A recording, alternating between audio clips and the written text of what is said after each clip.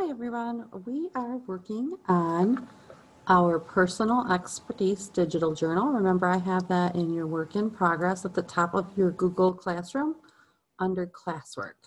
So I'm going to go ahead and open this up, and there we go. So make sure you open up and get into your own, into your journal. All right, so here I am in my journal. I started working on my journal already, as have most of you. I'm going to click over to page 2, and I decided that I knew the most about kayaking for now, and that's kind of what I wanted to write about. So kayaking is going to be my topic. I am going to have my first chapter be a description chapter.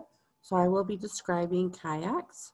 And my chapter 2 will be a how-to chapter, which is how to get into the kayak. That can be tricky sometimes. Chapter 3 is going to be my comparison chapter, which is kayaks versus canoes. And I'm going to tell how they are similar and how they are different. On the next slide, we talked about introductions and our live meets. So for this one, we decided there are different ways to start. You can start with a sound word like vroom vroom or meow meow, roof roof, depends on what you're writing. This one I decided to start with a question. It says, have you ever felt like you were gliding through space? You can also start with a fact, but let's go on and read this one. Introductions do not have to be very long. They, in fact, are quite short. And this one's kind of long for an introduction, but what you need is a hook. And then I'm going to kind of introduce the topic. It says, have you ever felt like you're gliding through space? That is the exact feeling I get when I kayak on the calm water. When you kayak, you are so low to the water and silent.